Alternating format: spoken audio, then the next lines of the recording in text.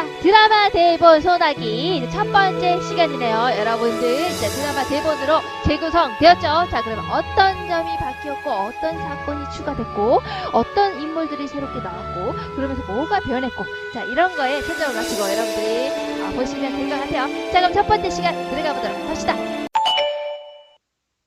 자, 교과서 32페이지를 보시면요. 이렇게 위에 나와 있죠. 보시면 나는 바로 뭐야? 여미로 각본 드라마 대본으로 바꾼 소나기 있죠. 이거는요. 가는 바로 뭐겠니? 우리 앞에서 배웠던 원작 소나기거든요. 그래서 원작 소나기를 재구성해서 쓴 바로 뭐라고? 드라마 대본의 일부라고요. 그러니까 드라마로 바뀌었구나. 그러니까 드라마로 바뀌었다라는 것을 잘 기억을 하시고 자, 그것들이 인물, 사건, 배경 등이 바로 원작과 어떻게 달라졌는지 우리가 살피면서 감상을 해봅시다. 자라고 합니다. 자, 그러니까 이게 재구성된 작품이니까요. 자, 어떻게 무엇이 어떤 식으로 바뀌었는지 여러분들 그런 거를 초점에 맞춰서 봐야 하는 거예요. 앞에 12페이지로 넘어가서 우리가 재구성 공부했었죠? 다시 한번 보면 재구성이라는 것은 문학작품 원작을 읽고요. 자신의 관점에서 작품의 내용, 표현, 형식, 갈래, 맥락, 매체 등을 바꾸어 쓰는 것을 말합니다. 라고 했죠? 그러니까 문학작품, 그러니까 원작을 읽고요. 자신이 어떻게 바꿀지 자신의 관점을 정하고요. 그거에 따라서 이렇게 나머지 내용, 형식, 표현, 갈래 이런 것들을 바꾸는 것을 재구성이라고 하는 거예요. 아시겠죠? 그러니까 바뀐 거하고 안 바뀐 거 두 개를 비교해서 보는 게 중요하다는 거 아시겠죠? 자, 충격받지 마시고요. 자, 원작인 소나기 원작 있죠? 원작인 소나기를 자신의 관점에서, 자, 여기는 이제 코미디 장르거든요. 이 관점에 따라서 어떻게 바뀌었는지 우리가 재구성된 거를 한번 보도록 합시다. 이게 코미디니까 코미디라는 장르에 맞게 이 소나기 원작을 어떻게 바꿨지? 라는 거에 초점을 맞추고 여러분들이 보시면 좀 재미있게 감상을 할 수 있을 것 같아요. 자, 그러면 같이 한번 보도록 합시다. 야, 이건 멜로 영화가 사람들은 멜로 영화를 좋아하게 돼 있어. 왜? 야, 우리나라 사람들이 사춘기 때 가장 감명 깊게 본 소설이 뭔지 알아? 바로 황순원의 소나기 아니야. 소나기? 그게 뭐가 슬프냐? 야, 여자애가 죽으면서 추억이 담긴 옷을 입혀서 묻어달라는데 너 그게 안 슬프니? 야, 나는 일주일 동안 잠도 못 잤단 말이야. 뒤가 바꿔야 돼. 어떻게? 그래서 말이지. 이거는 여러 날 할 거는 걸 약도 제대로 못 써봤다잖아. 지금 들어서 윤초신에도 대가급 희심이지 뭘. 야, 이번 기집애는 그 어린 기집애 가서 여간 잔망스럽지가 않아. 왜요? 아서 이런 말을 했대. 지가 죽고도 저러고 보셨던 그 사내를 같이 묻어달라고. 예? 그것도 산채를 묻어달라고 했대. 아이고 세상에. 깜짝이야. 자, 그러면 소설 내용이 들어가기 앞서서 작품에 대해서 보도록 합시다. 자, 작품 해설 볼게요. 자, 이것은 이제 황순원의 소설 소나기를 바탕으로 해서 여미로 작가가 각색해서 쓴 뭐라고요? 지금 이것이 여러분 여기 다 써있죠? 뭐라고요? 이거 바로 각색해서 쓴 드라마 대본이다. 그러니까 여러분 이거 드라마 대본이에요. 그걸 잘 기억하세요. 그러니까 원래 소설이었는데 뭐로 바뀐 거지? 드라마로 바뀐 것이다. 이 드라마 대본에서는 이제 새로운 내용들이 여러 가지가 추가가 되는데요. 소녀의 어머니가 재가를 하면서, 재가는 재혼하는 거죠. 재가를 하면서 소녀를 윤초 씨에게 맡기러 오는 사건 이런 게 들어가 있네. 그리고 윤초 씨네 집이 장 씨에게 넘어가는 사건 등의 원작이 없는 여러 가지 사건들이 추가가 되어져 있습니다. 그래서 이 대본을 바탕으로 이제 드라마가 이렇게 나와 있는 거예요. 여러분들 교과서를 보시면 32페이지에 바로 여기 등장인물에 관련된 설명이 있을 거예요. 이 등장인물에 관련된 설명을 우리가 이제 선생님이 이제 이런 식으로 이제 가지고 왔거든요. 그러니까 여러분들은 등장인물 이 설명 있죠. 이 설명을 따라가면서 이제 선생님이 얘기해 주는 걸 여기 옆에다 적는다든지 아니면은 새롭게 뭐가 추가됐다라는 것을 여기 옆에다가 체크를 해두시면 좋을 것 같아요. 그러니까 이게 재구성된 작품이잖아요. 그러니까 새롭게 추가된 사건, 새롭게 추가된 인물, 그리고 뭐가 바뀌었지? 이런 거에 초점을 맞추고 여러분들이 보시면 되는 거예요. 원작과 어떤 점이 달라지고 어떻게 되는지를 여러분들이 잘 보시면 될 것 같아요. 자, 그럼 이번에 이제 등장인물 이 부분을 같이 볼 테니까 여러분들은 선생님이 얘기하는 것 중에서 이건 중요하다, 이건 없는 것이다, 이런 것들을 옆에다가 적든지 아니면 체크를 따로 해두시면 좋을 것 같아요. 자, 볼게요. 등장인물을 소개하는 부분입니다. 등장인물 맨 처음에 소년이 나와 있죠. 소년은요, 시골 소년이고 소년을 좋아한다. 이런 건 똑같네, 원작이랑. 그치? 자, 그런데 다른 점은 이거예요. 바로 뭐냐면 소녀의 병을 낫게 하려고 애쓰다가 소녀가 죽자 절망하고 크게 안았다라는 내용이 들어가 있는 거예요. 그러니까 소녀가 죽고 난 이후의 상황이 제시되어 있다는 게 바로 이 소년 캐릭터에서 좀 달라진 부분이라고 보시면 됩니다. 원작에서 소녀가 죽고 나서 소년이 물론 슬펐겠지만 그게 나왔어요? 안 나왔죠. 그냥 소녀의 유언으로 마무리가 되고 끝! 이렇게 돼버려서 열린 결말 기억나시죠?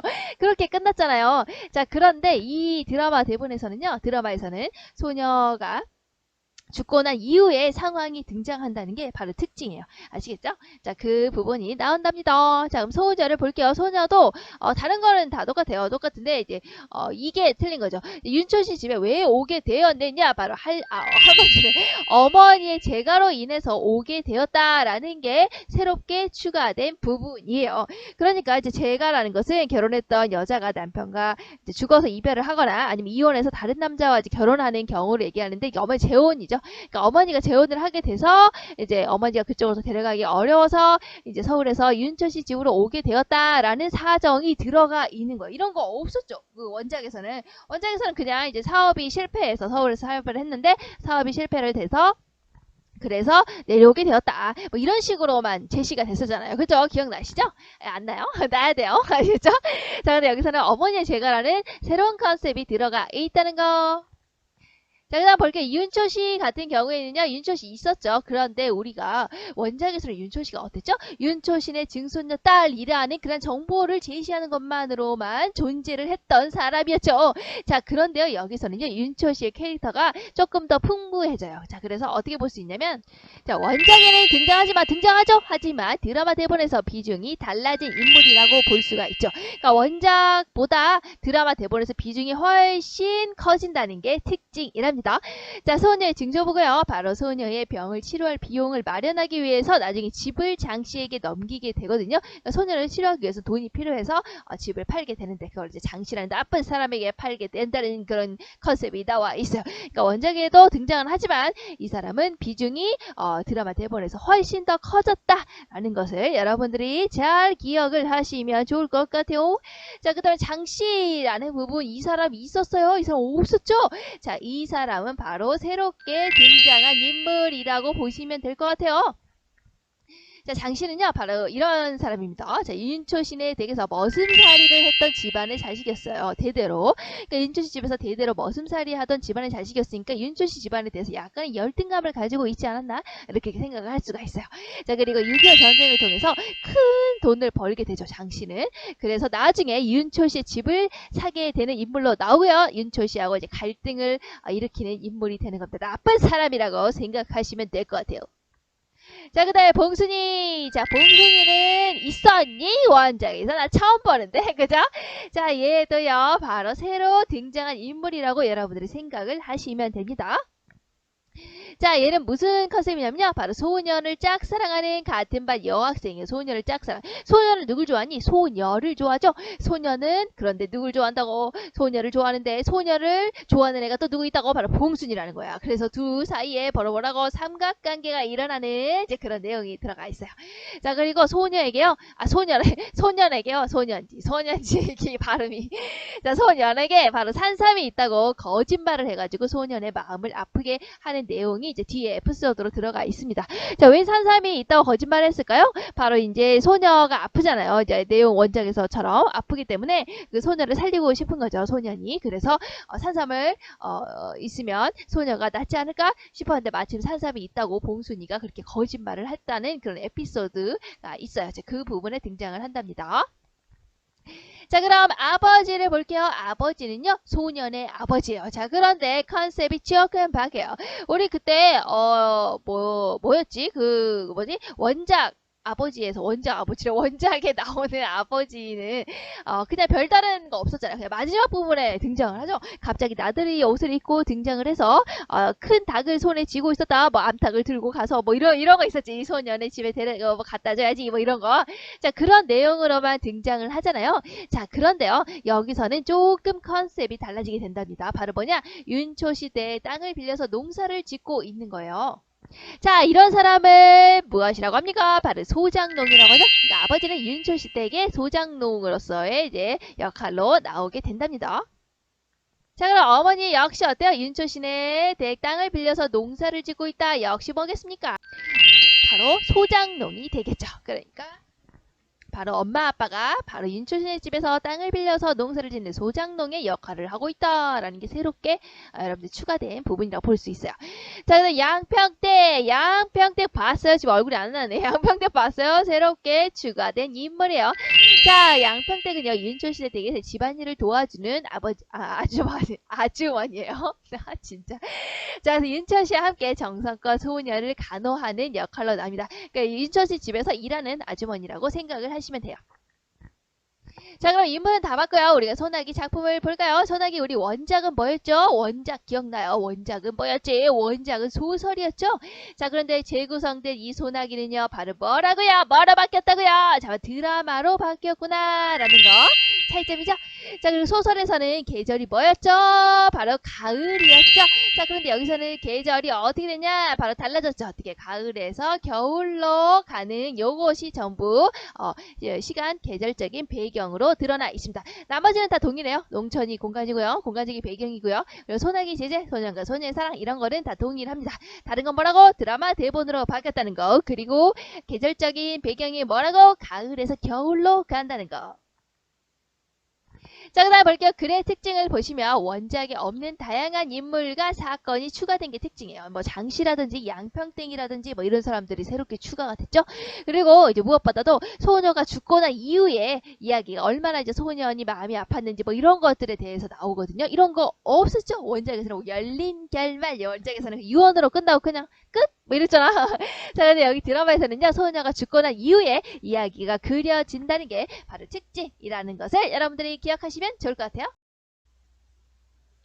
자, 그러면 우리 여기 등장인물에 관련된 내용은 다 한 거예요. 자, 그럼 볼게요. 지금까지의 이야기 이거 같이 보도록 합시다.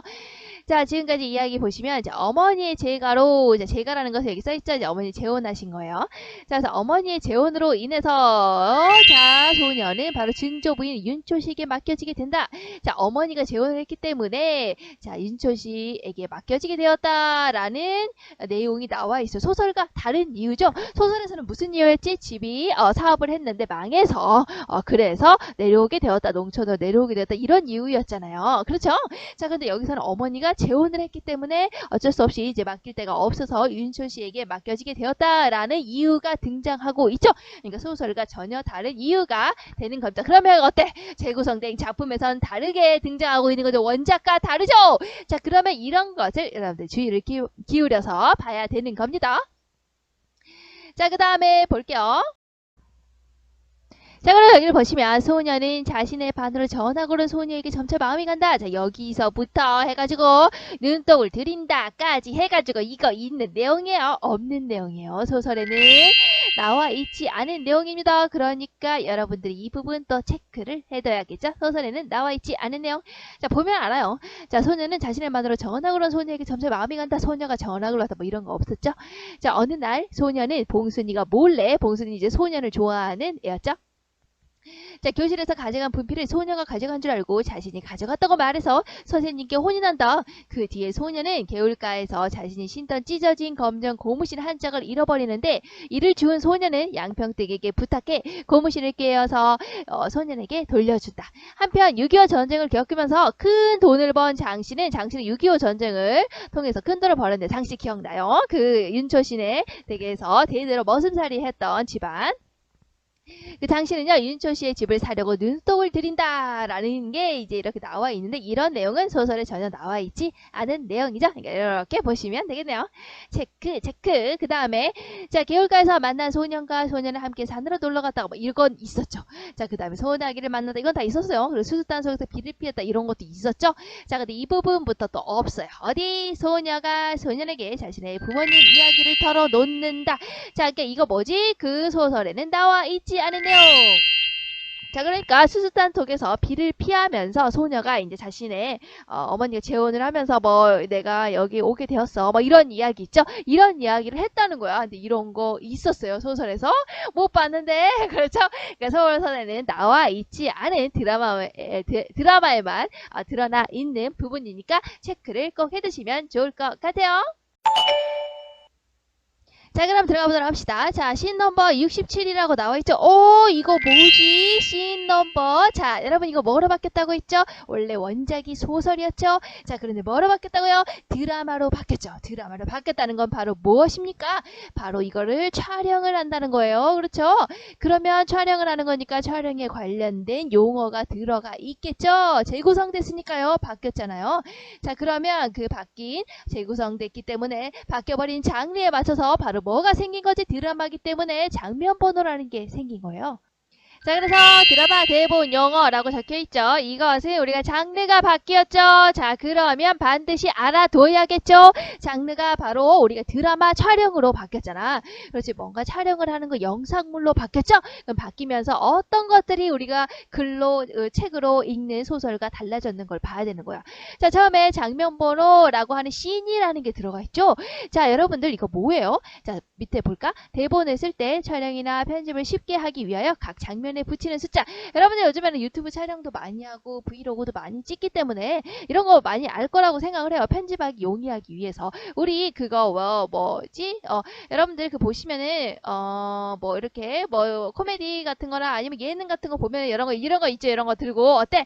자, 한 씬 찍습니다 하고 착 이렇게 딱 내리죠. 슬라이드 딱 내리죠. 자, 그 다음에 다시 또 다 찍었습니다 하고 슬라이드 탁 찍죠.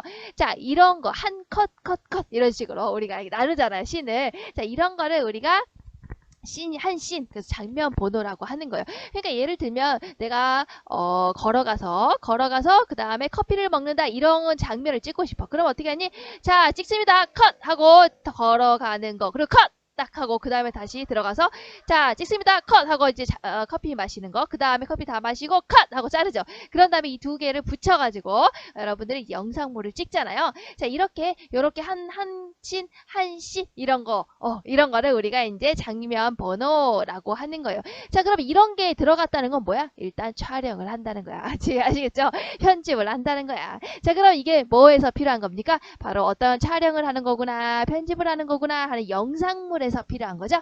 자, 그래서 이것은 시나리오나 드라마 그런 거를 찍는 거구나. 이제 이런 거를 여러분들이 딱 아셔야 되는 거예요. 그래서 우리가 소설이 아니고 드라마로 바뀌었구나. 그러니까 바뀌면서 장면 번호라는 게 생겼구나 라는 것을 여러분들 잘 생각을 하시면 될 것 같아요. 자, 그래서 이렇게 장면별로 찍는 겁니다. 자, 씬 넘버 67부터 볼게요. 67번째 촬영이라는 거겠죠? 자, 볼게요. 엄청나게 물이 불어서 비 빠져 제법 붉은 흙탕물. 이거는 이제 원작의 내용이랑 동일하잖아요. 소나기 때문에 물이 불어났던 거 우리 배웠죠? 자, 그래서 이게 불어났다. 자, 소녀는 소녀의 앞에 등을 돌려댄다. 업어줄게 내가. 멋있지 않습니까? 자, 그 다음에 눈을 깜빡이면서 잠시 망설이다 순순히 업히는 소녀. 원작에 있었죠? 자, 그런데 이제 원작과 조금 다른 점은 이거라는 거죠. 볼까요? 자, 자세가 불안정하고 어색한 데다 물살이 있어서 넘어질 뻔한 소년이라는 게 나와 있죠. 이런 장면은 구체적으로 소설에는 나와 있지 않았죠. 구체적으로 이렇게 불안정하고 뭐 어색하고 넘어질 뻔했다 뭐 이런 것까지는 나와 있지 않았잖아. 그러니까 이거는 바로 이제 드라마 대본에만 나와 있는 조금 특징이라고 볼 수가 있죠. 이 드라마 대본에만 나와 있는 바로 소설에 나와 있지 않은 내용이고 조금 더 구체적이고 자세하게 나타나 있어요. 자, 소녀는 소리를 지르며 소년의 목을 끌어안는다. 자, 이런 거 있었죠? 막 이렇게. 자, 그래서 소녀가 이제 이렇게 끌어안는 걸 봤을 때 스킨십을 했잖아. 그러니까 둘이 많이 친해졌구나. 우리가 이제 이런 거 알 수 있다고 했었지. 자, 그래서 순간 목덜미에 닿는 소녀의 얼굴. 자, 그렇죠. 이제 스킨십을 했다는 거야. 그러니까 서로 이제 엄청 가까워졌구나.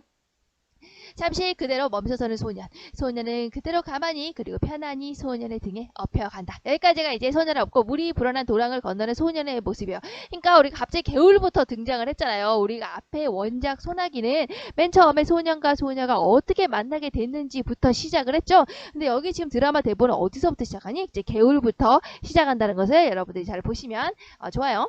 자, 그 다음에 이제 씬 넘버 67에서 이 다음이 이제 씬 넘버 갑자기 72로 넘어가요. 그럼 중간에 내용은 어디로 갔냐? 바로 이제 옆에 소개가 여기 돼 있어요. 이게 이제 중간에 내용이에요. 이거는요, 안 나와 있어요. 그래서 이거는 이제 새롭게 추가된 내용이라고 보시면 됩니다. 자, 볼까요? 어떤 내용이 들어가 있냐면, 자, 삼겹살을 먹고 체한 소녀는 이런 거 있었니? 삼겹살 먹고 싶다, 그치? 자, 먹고 체한 소녀는 아버지가 준 매실주를 마시고 취한다. 이제 여러분들 이제 취했을 때, 여러분들 이렇게 먹고 체했을 때 보통 매실을 먹으면은 이제 체한 게 내려간다고 하잖아요. 그래서 이제 아버지가 이제 매실을 준 거야. 소년이 삼겹살을 먹고 체해서. 자, 근데 그게 술이었기 때문에 취한 거지. 그래서 소녀는 밤하늘에 떠오른 소녀의 얼굴을 보고 반드시 웃는다. 취해가지고 주정하는 거야. 이렇게. 자, 그리고 나서 한편 잠들었던 윤초씨는, 자, 이 개울에서 우리가 이제 봤죠. 원작에서 이제 개울에서 소나기를 잔뜩 맞고 이제 소녀가 같이 건너긴 했지만 이 다음에 어떻게 된지 소녀가 아팠죠. 이제 그 장면이 여기 나와 있는 거야. 자, 그래서 한편 잠들었던 윤초씨는 소녀의 방에서 나는 가느다란 신음소리를 듣고 벌떡 일어난다. 그러니까 소녀가 아파서 끙끙 앓고 있는 모습이 들어가 있는 거예요. 자, 씬 넘버 72를 보도록 합시다. 자, 씬 넘버 71은요, 원작에 없는 내용이에요. 그러니까 어떻다고? 새로운 내용이라는 것을 여러분들이 기억을 하시면 되겠네요. 새롭게 추가됐어요. 참고로 얘기를 하자면 거의 다 새로운 내용이에요. 그러니까 여기 나오는 주인공만 그 원작의 그 주인공을 컨셉을 빌려온 거지 나머지 그냥 다 새로운 내용이에요. 아시겠죠? 그냥 새로운 내용이라고 생각하시고 보시면 됩니다. 자, 온몸이 불덩이가 되어 앓고 있는 소녀, 이제 소녀 아픈 거 나왔죠? 자, 윤초씨는 어찌할 바를 모른다. 자, 윤초씨라는 인물 우리 잘 주목해서 보라고 했죠. 왜냐? 소설에서보다 비중 있게 설정이 되어 있어요. 소설보다 비중이 훨씬 더 많아지는 게 드라마 소나기의 특징이에요. 자, 손에 손수건을 쥐고 있는 소녀의 잎에선, 자, 손수건은 바로 엄마가 남긴 물건이에요. 아프면서도 방금 이제 영상 봤죠? 보시면 알겠지만 이제 엄마와의 추억이 있는 물건이에요. 그래서 이렇게 쥐고 있는 소녀 입에서, 그러니까 아프면서도 이렇게 손수건을 쥐면서 소녀 입에서 엄마를 찾는 말만 되풀이된다 라는 것은 제가 한 어머니를 향한 그리움이 있는, 아픔이 있는 소녀구나 라는 것을 여러분 생각할 수가 있는 거죠. 이 씬에서. 그래서 바라보는 윤초씨는 애가 탄다. 아프니까요. 그렇죠? 자, 윤초씨는 양평댁을 부르다. 양평댁은 누구라고 했죠? 소설에는 등장하지 않는 인물이에요. 윤초씨 집에서 일을 하시는 아주머니죠. 자, 양평댁을 부르다가 안 되겠는지 소녀를 얻는다. 여기까지 내용은 열이 올라서 앓는 소녀, 아픈 소녀의 모습이 드러나 있네요. 우리가 하나 체크해야 될 거는 뭐라고? 바로 손수건이라는 것은 엄마가 남긴 물건이고 소녀에게 있어서는 어머니에 향한 그리움을 나타내는 소재라는 거 하나 체크하시면 되겠네요. 자, 씬 넘버 73의 내용을 봅시다. 이것도요, 밤길인데요. 새롭게 추가된 내용이에요. 이런 거 있었습니까? 선생님 전혀 못 봤는데, 그죠? 이것도 새롭게 추가된 내용이 되는 겁니다. 자, 힘들 줄도 모르고 소녀를 업고 뛰는 윤초씨. 자, 소녀가 굉장히 새벽에 아팠잖아요. 끙끙 앓고 있으니까 윤초씨가 지금 새벽에 소녀를 업고 뛰고 있는 장면이에요. 그러니까 우리가 이제 이 씬을 보고 알 수 있는 게 뭘까? 바로 이제 윤초씨가 굉장히 준송녀를 아끼고 사랑하는구나 라는 내용을 우리가 이제 알 수가 있는 거예요. 그렇죠? 자, 그럼 볼게요. 그래서 자, 소녀는 간신히 눈을 뜨고 할아버지 이렇게 아픈 거죠. 소녀 어떡해요? 자, 윤초씨가 오냐 정신이 드냐? 자, 소녀가 내려 할아버지 힘들어요. 이제 할아버지가 이제 무거울까봐 이제 걱정하는 소녀의 모습. 괜찮아, 이서가. 할아버지 고마워요. 자, 가만히 있거라. 말하기 있으면 기웃파진다. 이렇게 얘기를 하는 거예요. 자, 그러니까 소녀가 힘없이 난 할아버지가 우리 엄마를 미워하는 줄 알았거든요. 라고 이야기를 했어요. 자, 이런 걸 보니까 이제 윤초씨는 이제 어떤 사람인 것 같아요. 자, 그러니까 이제 윤초씨라는 캐릭터가 우리가 원작과는 다르게 비중이 커졌잖아요. 커지면서 이제 어떤 성격을 가지고 있는지, 어떤 특성을 가지고 있는지 파악을 하는 게 중요해요. 보시면 알겠지만 소녀를 굉장히 아끼고 사랑하는 거 알 수가 있겠죠. 새벽에 아프다고 하니까 업고 가고 있잖아요. 자, 그리고 여기 보시면 난 할아버지가 우리 엄마 싫어하는 줄 알았거든요 라고 하는 대사를 봤을 때 뭔가 소녀의 엄마 관계가 좋지 않을 것 같죠. 아무래도 소녀의 엄마가 재가를 하게 되면서 여기로 와서 윤초씨 댁에 와가지고 소녀를 놔두고 갔잖아요. 그래서 두고 갔죠? 그러니까 아무래도 좋게 볼 리가 없겠지. 그래서 좀 쌀쌀하게 굴었던 거야. 그러니까 그걸 보고 소녀는 이제 우리 엄마를 미워하는 줄 알았거든요 라고 이제 생각을 한 거예요. 자, 이제 그 말에 윤초 씨가 굉장히 당황한다. 자, 그러면서 소녀는 근데 저번 장터에서 그 아저씨가 엄마 얘기를 할 때 화내줘서 전 참 좋았어요. 라고 하는데요. 바로 그게 무엇이냐? 자, 이 저번 장터에서 그 아저씨가 바로 누굽니까? 바로 장씨거든요. 장씨, 여러분 혹시 인물 소개할 때 기억나세요? 자, 장씨란 인물은 새롭게 등장한 인물이었죠. 자, 6.25 전쟁을 통해서 돈을 많이 벌어가지고 윤초 씨의 집을 내가 먹어버리고 말겠다 하는 악역으로 등장하는 인물이었어요. 윤초 씨 집에서 대대로 이제 머슴살이를 하던 집안의 자식이었죠. 근데 그 아저씨가 시내에서 이렇게 뭐 장터에서 만났는데 엄마 얘기를 굉장히 좀 안 좋게 얘기를 했던 모양이야. 그러니까 여기에서 장씨가 소녀 엄마의 재가를 말하며 재혼을 말하면서 비아냥 거릴 때 이제 비아냥 거렸다면 너네 어머니가 재혼하셨다며 뭐 이런 식이었겠지. 그러니까 윤초 씨가 그걸 가지고 화를 냈던 거야. 이제 교과서에는 나와 있지 않은데 그때 엄마 얘기를 할 때 엄마 편을 들어서 화 내주셔서 전 참 좋았어요 라고 이제 얘기를 하고 있는 거죠. 다음 볼게 윤초 씨가 또 역시 아무 말 하지 않았어요. 그러니까 소녀가 할아버지 아파 많이 아프구나 그죠? 자 윤초 씨가 눈물을 삼키듯이 오냐 조금만 참거라 조금만 참아 할애비가 꼭 아프지 않게 해주마 꼭 이렇게 하면서 이제 업고 소녀를 업고 새벽에 달려가고 있는 모습입니다. 그래서 여기까지 보시면 이제 힘겹게 안쓰럽게 뛰어가는 윤초 씨 한참 뒤로 양평댁은 이제 윤초 씨 집에서 일해주는 아주머니였어요. 같이 옷을 추스리면서 뒤따라간다. 바람에 우수투수 흔들리는 나뭇잎들. 자 이 씬을 봤을 때 소녀가 굉장히 많이 아프다는 것을 우리가 알 수가 있는 거죠. 자 그러면 우리가 이제 위에 보시면 여기 문제 있죠. 씬 72하고 73을 읽고 윤초 씨는 과연 어떤 사람인지 짐작해 봅시다. 요 답을 한번 봅시다. 자, 씬 72와 씬 73을 읽고 윤초 씨는 어떤 사람인지 짐작해 봅시다. 자 보시면 아픈 증손자를 많이 걱정하고 아낀다라는 거 알 수가 있죠. 왜냐면 새벽에 아프다고 하니까 안고 지금 가고 있잖아. 그렇죠? 그러니까 굉장히 많이 걱정하고 아끼는 모습 알 수가 있죠. 자 그리고 소녀의 엄마와 관계가 좋지 않을 것 같다라는 걸 이제 우리 소녀의 대사에서 알 수 있었지. 난 할아버지가 우리 엄마를 미워하는 줄 알았거든요. 라는 대사에서 이제 그럴 거다. 소녀의 엄마와 관계가 좀 좋지 않을 것 같다라는 것을 우리가 알 수가 있죠. 윤초 씨는 드라마로 바뀌면서 비중이 커진 인물이에요. 커지면서 과연 어떤 특성을 지니고 있는지 여러분들이 잘 기억을 하셔야 되는 거니까 이 씬을 보고 윤초 씨가 이런 인물이구나 라는 것을 딱 기억하시면 좋을 것 같아요. 다음 페이지 33페이지에 나와 있는 윤초 씨에 대한 소녀의 마음이 과연 어떨지를 한번 볼까요? 자 이런 행동을 했죠. 자신을 업고 뛰는 윤초 씨에게 내려주세요 라고 말을 했죠. 할아버지 힘들까봐 막 그렇게 얘기를 한 거야. 그러면 그런 걸 봤을 때는 할아버지를 굉장히 염려하고 있구나 라는 걸 알 수가 있죠.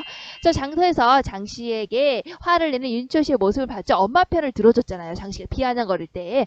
자 그럴 때 이제 엄마 이야기에 화를 내준 할아버지가 굉장히 고맙구나 라는 감정을 가졌겠구나 라는 것을 우리 알 수 있네요.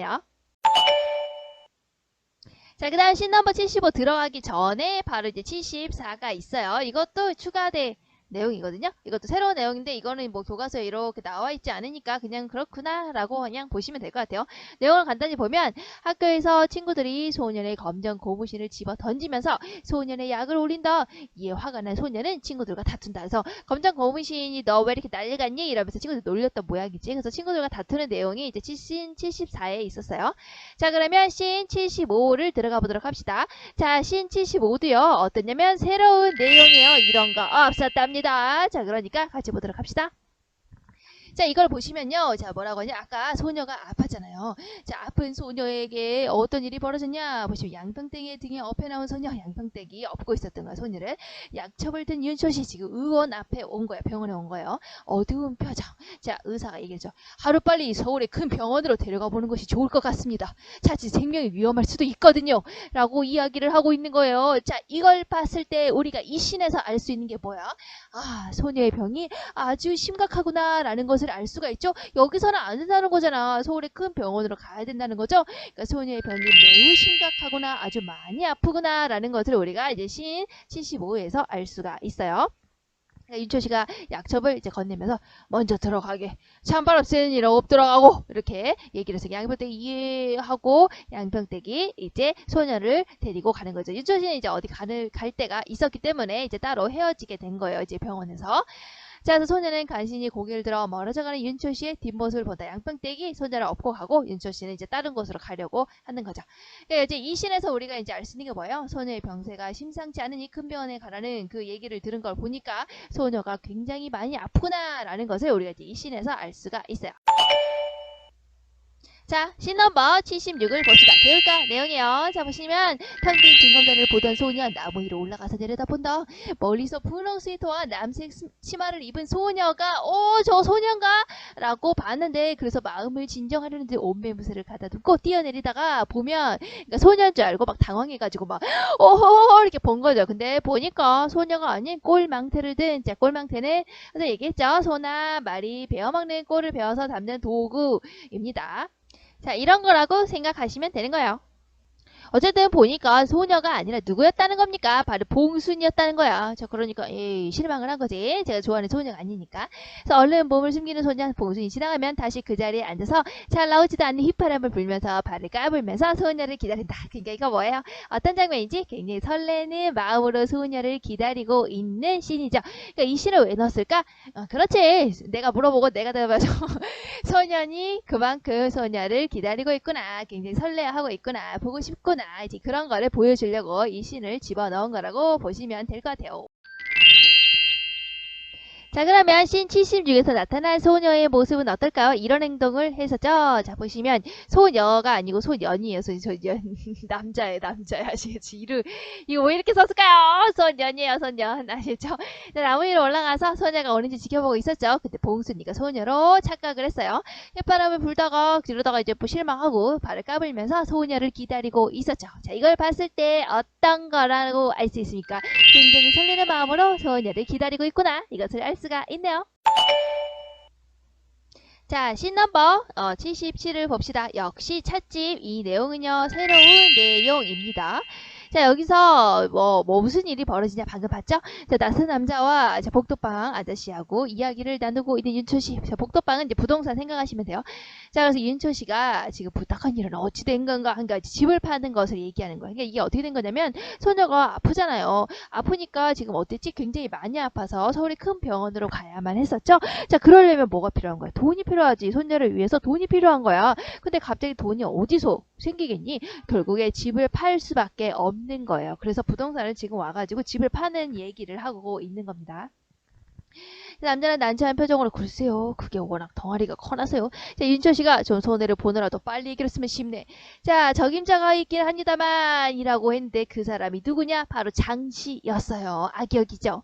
자, 윤초씨 그게 누군가 하고 쫙 봤는데 다음 페이지로 넘어가서 자, 옆 탁자에서 신문을 보다 빙글빙글 거만하게 웃는 장씨. 자, 장씨가 나타났네요. 자, 이 인물은요, 소설에는 등장하지 않는 인물이에요. 아시겠죠? 소설에는 등장하지 않는다. 등장하지 않는 새로운 인물이다. 자, 등장을 해서 윤초씨와 대립관계를 형성하고 있는 인물이에요. 아시겠죠? 새롭게 등장했다. 자, 그래서 윤초씨가 그걸 보고 숨을 길게 내쉬며 눈을 질끈 감는다. 그 얘기는 뭐니? 아, 내가 집을 장씨에게 팔아야 하는 거구나 라는 것을 알았다는 거죠. 어떻게 하면 좋습니까? 자, 씬 넘버 78을 봅시다. 개울가의 내용 역시 이거 뭐지? 새롭게 등장한 씬입니다.